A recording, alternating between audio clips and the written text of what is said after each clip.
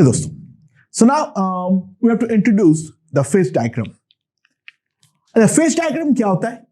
कोई एक particular pressure और टेम्परेचर में सॉलिड, लिक्विड और गैस, इन तीनों में कौन सा वाला फेज एग्जिस्ट करेगा, उसके रिगार्डिंग डायग्राम को हम बोलते हैं phase diagram. So it is a PT diagram. इस तरफ है प्रेशर, इस तरफ है टेम्परेचर. तो सबसे पहले मैंने वाटर का फेज डायग्राम ड्रॉ किया. ये वाला जो पूरा जोन है वो हमारा है सॉलिड, ये वाला जोन है लिक्विड, और ये बाकी जो जोन है वो है हमारा गैस. सो मान लो मैं कोई एक पर्टिकुलर प्रेशर चुना और कोई एक पर्टिकुलर टेम्परेचर चुना. ये वाला प्रेशर से इस तरफ जाओ और ये वाला टेम्परेचर से इस तरफ जाओ. ये वाला पॉइंट हम देख रहे हैं जो हमारा लिक्विड में एग्जिस्ट कर रहा है. तो वो वाला पर्टिकुलर प्रेशर और टेम्परेचर में सॉलिड, लिक्विड और गैस में लिक्विड फॉर्म जो है वो हमारा एग्जिस्ट करेगा. यानी उस पर्टिकुलर प्रेशर और टेम्परेचर में हमारा सॉलिड जो है यानी आइस जो है वो स्पॉन्टेनियसली मेल्ट करेगा वाटर में, और स्टीम जो है वो स्पॉन्टेनियसली कंडेंस करेगा वाटर में. उल्टा प्रोसेस नहीं हो पाएगा. ठीक है, वेपोराइजेशन चलता रहेगा, उसके बाद तो छोड़ ही दो, बट बॉइलिंग या मेल्टिंग वहां पर नहीं होगी. दोनों प्रोसेस कंप्लीटली इरिवर्सिबल है. आइस और स्टीम दोनों, कोई भी अगर एक फेज ले लेता हूं मैं, वो स्पॉन्टेनियसली उस प्रेशर और टेम्परेचर में लिक्विड वाटर में कन्वर्ट हो जाएगा. ये जो बाउंड्रीज है, this is the solid liquid boundary. ये वाले बाउंड्री के अबाउट सॉलिड फेज और लिक्विड फेज हमारा इक्विलिब्रियम में है. यानी डिफरेंट प्रेशर में ये हमें क्या देने वाला है? ये हमें देने वाला है मेल्टिंग पॉइंट्स. और यहां पे हमारा लिक्विड और गैस जो है वो हमारा आपस में इक्विलिब्रियम में है. यानी ये है डिफरेंट टेम्परेचर का हमारा, डिफरेंट प्रेशर्स का हमारा बॉइलिंग पॉइंट जो है वो यहां पर रिप्रेजेंट हो रहा है. राइट? अच्छा, क्या वाटर सबलाइम कर सकता है? जी हां, वाटर बिल्कुल सबलाइम कर सकता है. यहां पर जो प्रेशर दिखा रखा है उसके नीचे अगर मैं देखूं, कोई भी पॉइंट ले लूं, यानी मान लो तुम स्पेस में चले गए जहां पर नियर वैक्यूम है, राइट? वहां पर अगर मैं ध्यान दूं तो मैं टेम्परेचर को इंक्रीज करने पर सीधा मेरा जो सॉलिड है वो गैस में कन्वर्ट हो रहा है.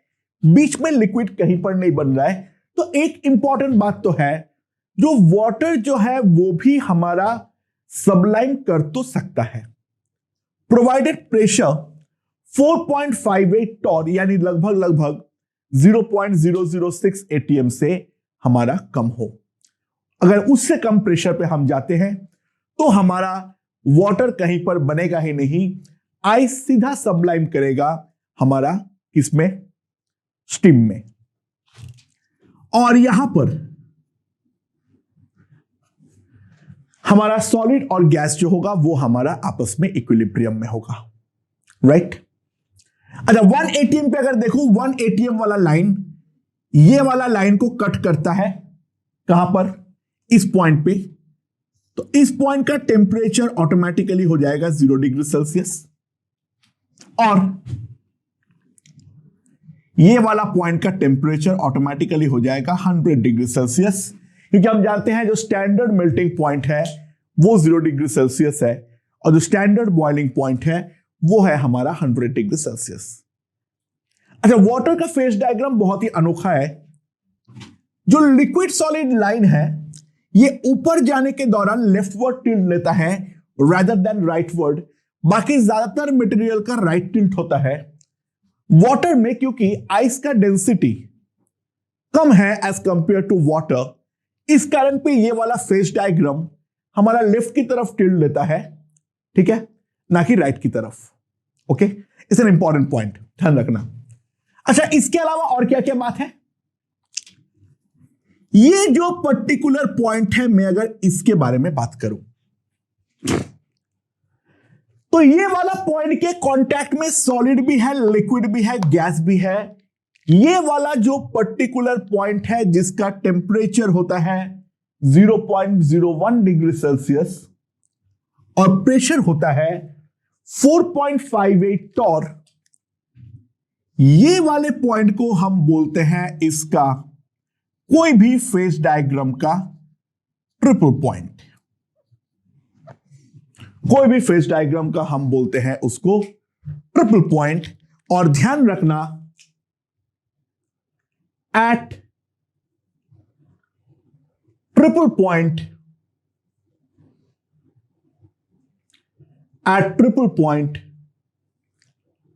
solid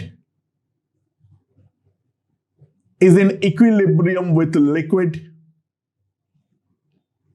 Solid is in equilibrium with gas, or liquid is in equilibrium with gas. समझ में आया? अच्छा, मैं अगेन बोल रहा हूं गैस, नॉट वेपर। दोस्तों एक बात को समझने का ट्राई करो, 1 atm प्रेशर में, 1 atm प्रेशर में, ठीक है, 0 डिग्री सेल्सियस में, 1 atm प्रेशर और 0 डिग्री सेल्सियस में जो हमारा सॉलिड, लिक्विड और वेपर तो इक्विलिब्रियम में होगा, क्योंकि कोई भी वोलेटाइल लिक्विड है वो उसके मेल्टिंग पॉइंट में सॉलिड और वेपर दोनों के साथ इक्विलिब्रियम बनेगा, क्योंकि वाटर का भी 0 डिग्री सेल्सियस में भी थोड़ा बहुत वेपोराइजेशन तो होगा। यहां पर वेपोराइजेशन के बारे में बात ही नहीं हो रही है, बात हो रही है यहां पर मेल्टिंग पे। मैं बार बार हैमर कर रहा हूं एक ही पॉइंट में, वेपर और गैस में डिफरेंस समझो। 0 डिग्री सेल्सियस में आइस होता है 1 atm प्रेशर की, मान लो 0 डिग्री सेल्सियस में आइस होता है, 0 डिग्री सेल्सियस में वाटर होता है। वाटर एक वोलेटाइल लिक्विड है, तो 0 डिग्री सेल्सियस में वेपर तो होंगे ही होंगे, राइट? तो सॉलिड, लिक्विड और वेपर वो तो हर प्रेशर में करस्पॉन्डिंग मेल्टिंग पॉइंट्स में इक्विलिब्रियम में होगा ही होगा। बट हम यहां पर बात कर रहे हैं गैस का, यानी प्रॉपर स्टीम के बारे में बात कर रहे हैं। यानी ट्रिपल पॉइंट में हर लिक्विड साइमल्टेनियसली, स्पॉन्टेनियसली अपने आप लगातार निरंतर गैस में कन्वर्ट होगा वाया बॉइलिंग एंड फ्रीज करेगा टू आइस। यानी लिक्विड का बॉइलिंग और मेल्टिंग दोनों प्रोसेस यहां पर साइमल्टेनियसली चलता रहेगा। पहले इस बात को हम ढंग से समझ लें।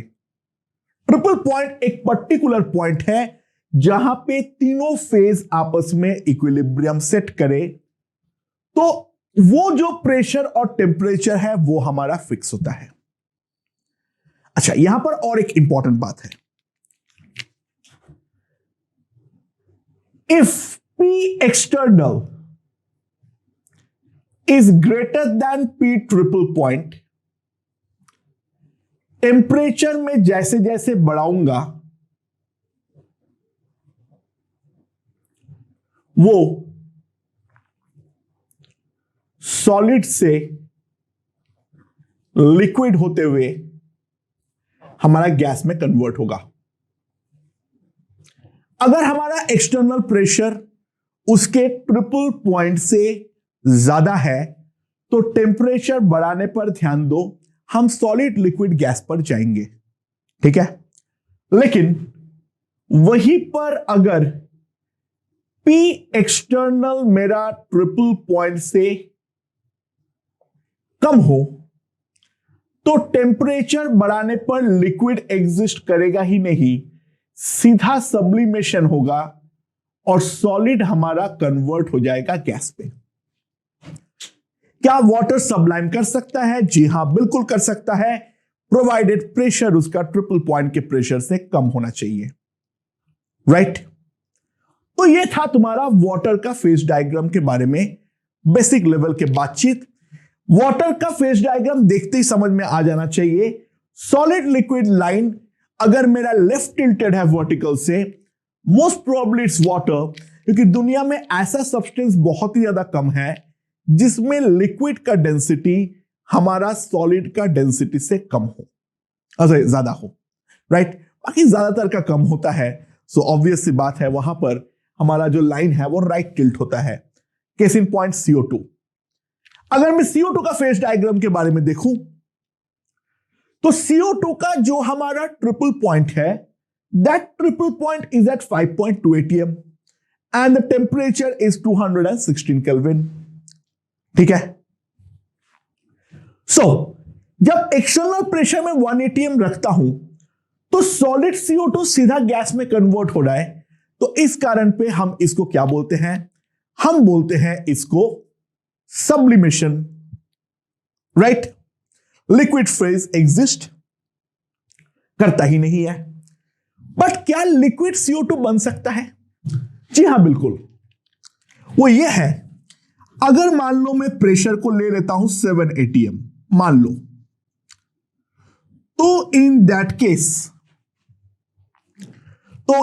केस हमारा ये वाला लाइन हम साफ साफ ध्यान दे, सॉलिड से लिक्विड होते हुए गैस पे जा रहा है, तो डेफिनेट सी बात है मुझे सॉलिड से लिक्विड होते हुए गैस मिलेगा, यानी प्रॉपर मेल्टिंग पॉइंट और प्रॉपर बॉइलिंग पॉइंट हमें दोनों ही मिलने वाला है। I hope this point is understood. अच्छा, 1 atm प्रेशर में ग्राफ ड्रॉ करूंगा तो सीधे सबलाइम कर रहा है, और जो करस्पॉन्डिंग सब्लिमेशन टेम्परेचर है वो है 194.7 केल्विन। क्या हमें ये एग्जैक्टली याद रखना है? नहीं, वैल्यूज याद नहीं रखनी है। प्रेशर्स याद रख सकते हो तो अच्छा रहेगा, क्योंकि हमें थोड़ा बहुत आइडिया लग जाएगा सब्लिमेशन और मेल्ट कहां पर प्रॉपर मेल्टिंग एंड बॉइलिंग होगी, राइट। खैर, इसका जो वर्टिकल है उससे राइट में टिल्टेड है, ठीक है। अच्छा, एक पॉइंट होता है क्रिटिकल पॉइंट, वो वाटर के लिए भी एग्जिस्ट होता है बट काफी ऊपर होता है, तो मैं दिखाया नहीं यहां पर। क्रिटिकल पॉइंट वो पॉइंट है जहां पर लिक्विड एंड गैस, उन दोनों में फेज बाउंड्री खत्म हो जाती है और दोनों एक सेम फेज की तरह पेश आता है। तो आफ्टर द क्रिटिकल पॉइंट हमारा लिक्विड और गैस में डिफरेंस समाप्त हो जाती है, एंड उस पर्टिकुलर पॉइंट के बाद दोनों एक सिंगल फेज की तरह बिहेव करती है। That is called the super critical fluid. ठीक है, I hope this point is understood. तो ये है हमारा फेज डायग्राम और उसके करस्पॉन्डिंग एक्सप्लेनेशन। तो बेसिकली कोई चीज CO2 की तरह सबलाइम करेगा या फिर वो वाटर की तरह सॉलिड लिक्विड गैस के थ्रू जाएगा at 1 atm pressure, that depends upon the pressure at the triple point. If it is lesser than 1 atm then simply वो सॉलिड लिक्विड गैस जाएगा, एंड ट्रिपल पॉइंट का pressure अगर greater than 1 atm है तो 1 atm pressure में definitely वो sublime करेगा। तो जो भी चीज सबलाइम कर सकता है उसके ऊपर प्रेशर बढ़ाते रहो, अबव अ सर्टेन प्रेशर हमें डेफिनेटली लिक्विड फेज मिलने वाली है, राइट। अच्छा, बाय द वे जो सबलाइम करता है उसमें लिक्विड कभी बनती ही नहीं है, ठीक है। ऐसा नहीं है जो सॉलिड CO2 थोड़ी देर के लिए लिक्विड में कन्वर्ट होता है, नहीं, बकवास। लिक्विड में कभी कन्वर्ट ही नहीं होती है वो, राइट। लिक्विड फेज का एग्जिस्टेंस ही नहीं है उस प्रेशर में। और सिमिलरली जो चीज सॉलिड लिक्विड गैस में कन्वर्ट हो रहा है उसका प्रेशर कम करते रहो below a certain pressure, definitely हमें सब्लिमेशन तो मिलेगी, यानी बियॉन्ड अ सर्टेन प्रेशर हमारा लिक्विड फेज पूरी तरीके से गायब हो जाएंगे एंड वहीं से हमारा सब्लिमेशन होना चालू हो जाती है, राइट। तो फेज इक्विलिब्रिया के रिगार्डिंग ये एक इंपॉर्टेंट कॉन्सेप्ट है, वो हमें ढंग से समझना है, राइट। वाटर के फेज डायग्राम की इंपॉर्टेंट कैरेक्टरिस्टिक एंड CO2 के फेज डायग्राम के इंपॉर्टेंट कैरेक्टरिस्टिक हमारा किया हुआ होना चाहिए, समझ में ये आ जाना चाहिए। अच्छा, इसके अलावा और एक स्पेशल चीज मैं अब डिस्कस करूंगा, that is called distribution coefficient. What is a distribution coefficient, exactly क्या होती है? ठीक है। अच्छा, हमारे पास एक सिंगल सॉल्यूट है और इस पर सॉल्वेंट 1 है, राइट, और दूसरे में सॉल्वेंट 2 है।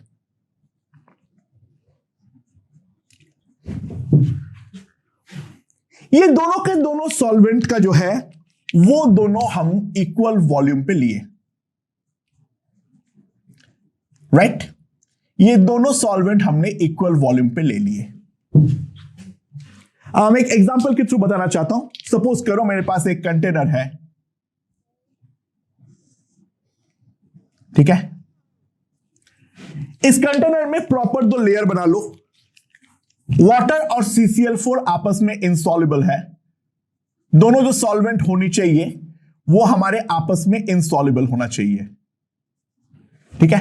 ये दोनों सॉल्वेंट अगर आपस में मिक्स हो गया तो एक नया सिंगल सॉल्वेंट की तरह वो बिहेव करना चालू करेगा। सो सॉल्वेंट 1 एंड सॉल्वेंट 2 आपस में तो इंसॉल्युबल होना ही पड़ेगा, अदरवाइज तो ये डिफाइंड नहीं होगा, क्योंकि दोनों के बीच का जो बाउंड्री है वही हमारा खत्म हो जाएगी। So this is water, right, और दूसरा मान लो है CCl4। दूसरा जो है दैट इज CCl4, ओके।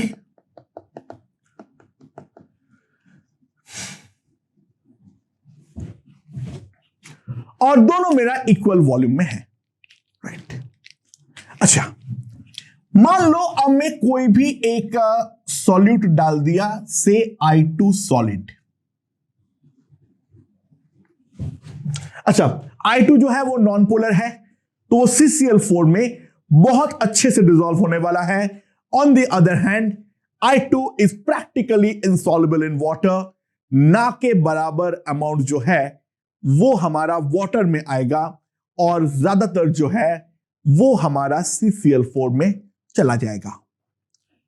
तो ये I2 मान लो तुमने डाले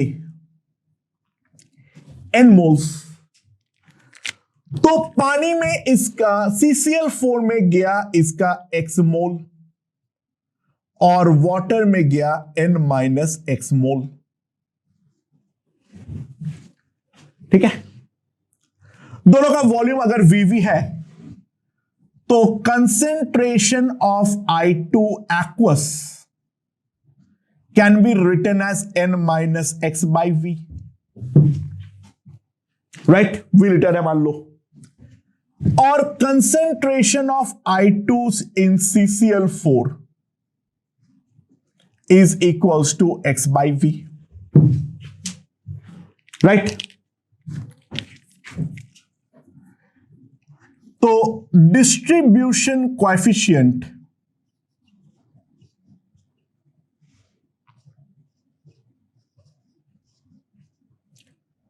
of I2 in favor of CCl4, in favour of CCl4 का मतलब क्या होता है? The distribution coefficient DC is given equals to, जिसके फेवर में है ऊपर लिखोगे उसको I2 in CCl4 by I2 in water,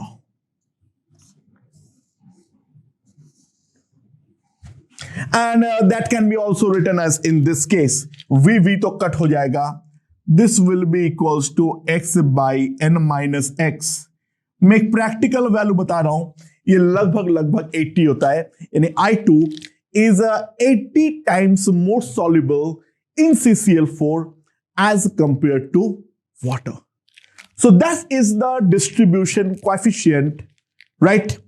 Obviously I2 जो है वो वाटर और CCl4 में इक्विलिब्रियम सेट होगा, क्योंकि I2 निरंतर दोनों फेज के बीच में ट्रांजिट होगा, यानी जो I2 मॉलिक्यूल अभी CCl4 में है वो थोड़ी देर बाद वाटर में जाएगा और वाटर का दूसरा मॉलिक्यूल आके CCl4 में वो खाली जगह को ऑक्युपाई करेगा, बट दोनों का जो रिलेटिव अमाउंट है वो हमारा डेफिनेटली सेम होने वाला है.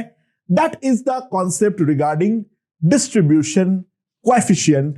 So distribution coefficient in favour of a solvent मतलब उस सॉल्वेंट का कंसेंट्रेशन बाय दूसरा सॉल्वेंट में कंसेंट्रेशन, और दोनों को अगर हम इक्वल वॉल्यूम पे लेते हैं देन सिंपल मतलब ये है उसका जो हमारा रेशियो का कंसेंट्रेशन का वही हमारा मोलर रेशियो भी होने वाला है. ठीक है, इक्वल वॉल्यूम में लेने का यही फायदा है. हम कंसेंट्रेशन का रेशियो को as a ratio of moles represent कर सकते हैं, बट ये भी एक डायनामिक इक्विलिब्रियम प्रोसेस है और यहां पर भी कोई केमिकल रिएक्शन इन्वॉल्व नहीं है. दो यहां पर डिफरेंट फेज है, I2 aqueous and I2 CCl4, उनके बीच में इक्विलिब्रियम है. So it is also a type of physical equilibrium. So दोस्तों, फिजिकल इक्विलिब्रियम के रिगार्डिंग जितने भी कॉन्सेप्ट्स हैं वो सारे के सारे हमने ये वाले पोर्शन के थ्रू खत्म कर लिए हैं. And it's a theoretical part but important. ठीक है, बहुत सारे थियोरेटिकल क्वेश्चन बन सकता है इसमें से, स्पेशली फेस डायग्राम के बारे में और डिस्ट्रीब्यूशन कोएफिशिएंट के बारे में जो पॉइंट मैंने समझाया वो हमें ढंग से समझ में आना चाहिए, क्योंकि ये दोनों थोड़ा अनकन्वेंशनल चीज है. Right, okay. तो अब हम लोग प्रॉपर केमिकल इक्विलिब्रियम की तरफ आगे बढ़ते हैं दोस्तों.